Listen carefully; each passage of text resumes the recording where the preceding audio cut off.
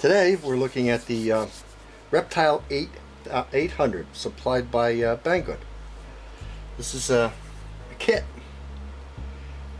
It's 33.5-inch wingspan. All up with the battery in it and the cameras, it weighs about 650 grams or 1 pound 7 ounces. This is an ARF kit.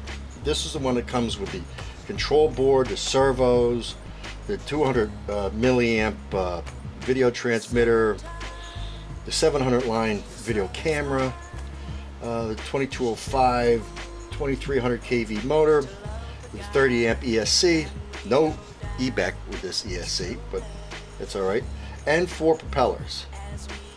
I opted out not to use the control board that came with it. I went with the Bigelow RC control board with the GPS because it has return to home, so I decided to use that instead. The propeller, the 4 propellers they give you with it are good little, cheap quadcopter plastic propellers, but I opted out to go with the APC 655. I played with a lot of propellers, and that was the one that absolutely works the best. It's a real good combination with this little motor. The construction is very straightforward. I guess I'll start with the paint. I painted it on the shoulders here and also on the wingtip underneath, just to aid the visual flight when I'm flying line of sight.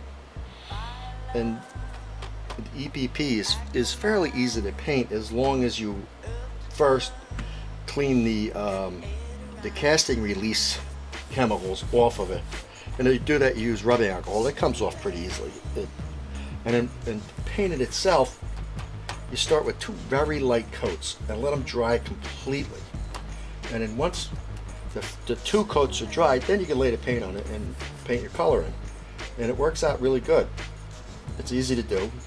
Now the type paint I use is this stuff right here. It's Rust-Oleum 2X Ultra Cover. You could use it. It says bonds to plastic, and it does. It works real good. Most hardware stores carry it. I get it at Ace. It's good stuff. It dries fairly quick. And then when I assembled the airframe itself, I use hot glue in these seams here and here. And before you can actually glue these things together, you really got to scuff up the EPP. So again, alcohol to clean off the chemicals they use so it'll come out of the cast, and then scuff it up with like 80-aught sandpaper. Really like make it nasty looking. And then when you do that, the hot glue bonds like crazy. It really is super strong. Yeah, I use 80-aught sandpaper. That really helps a lot.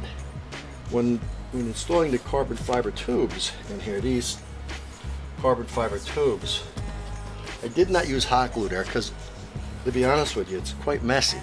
So, this is what I used. This is a 3M product, Multi-Purpose 27. It's a spray adhesive. It's a spray contact cement. It's really aggressive. It's strong stuff. So you just lay the carbon fiber rod on a flat surface and spray one side of it. And when you get it nice and wet, you stick the rod in the channel for it. You push it in, pull it out, and then push it back in again, and it's done. It's stuck. It ain't coming out again. So that's why I put the rods in it. It's just an easy way to do it. The balance point is exactly where they tell you to balance it in the directions, which is between this little screw head and the ends of these little rails. Right here is the balance point. And you balance it there, it flies beautiful. It's really, really a lovely little airplane in the air. And there were some complaints on the web about the speed controller. It's a 30 ampere. It's your atypical BL Healy type mini quad speed controller. No EBEC, but I've had no problems with it at all. It works flawlessly, so there's no complaints there. The camera I chose to use, show you that here. This little guy is the Thi-eye i60e. It's a little 4K camera. It's sold on Amazon. It's a beauty. There's a great review on Painless 360 about the camera, and he highly recommended it, and on that recommendation I bought it, and it's great. Then when you put the camera in, you're going to notice there's some V grooves. I had to flare this out here and here because otherwise the foam shows up in the lens, in the frame when you're shooting. So that's basically it. I do want to give a plug to Menace RC. These little bitty Menace RC antennas are fantastic. Ready-Mades handle them now for the fellows in England who came up with the design, and they're cheap. They're under 13 bucks, and they're by far the best antenna I've ever tested. They're a wonderful antenna, and that's on the supplied 200 milliamp transmitter. And for a little racing flying wing like this, I can't fly it far enough away. It works perfect. It's beautiful. All right, we're going to take a look inside here. I'm going to pop this cover off, and then I'm going to zoom in and explain everything. So hang on one second. Okay, we're going to take a little look at the inside, how I laid out the electronics. This is the Bigelow flight controller with the GPS right here, GPS antenna, and return to home. So I chose to use this over the one that came with the kit because it has return to home. Simple. Of course, this is my FreeSky receiver. It's a V8 R7-2. I use it with my Tyrannus transmitter, which I love. The thing's fantastic. It's a good system. My little EBEC, because the speed controller didn't have one, and a simple OSD, and I mean super simple. It's strictly volts and time. That's it. Just tells you what's in the battery and how long you've been flying. Here's the battery. The battery just fits in like this, and Velcro. Oh, that's something else I should mention. The Velcro I'm using here. I got this Velcro on Amazon, and this stuff is incredible. Matter of fact, if you use too much of it, you can't get the battery out. So that's the setup inside. I did have to do some extra work. I'll show you that here. If you look right in here and here, I had to cut out the foam here to get enough room for the wires to put the EBEC and the OSD in. And with the Bigelow, I had to do the same thing here.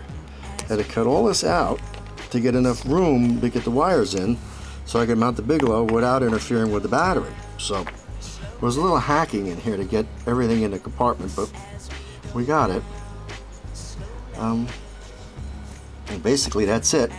I did want to mention that the guys on the web have been talking about the cover coming off, the top coming off very easily. So what I did is I put a big magnetic strip here, and there's an up here in the front of the airframe, I put a hole up in here.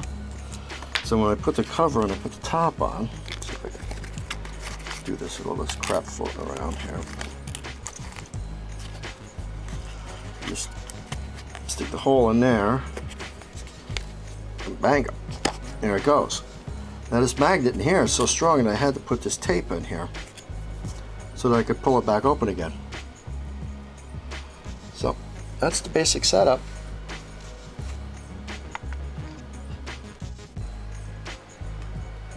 And that's about it.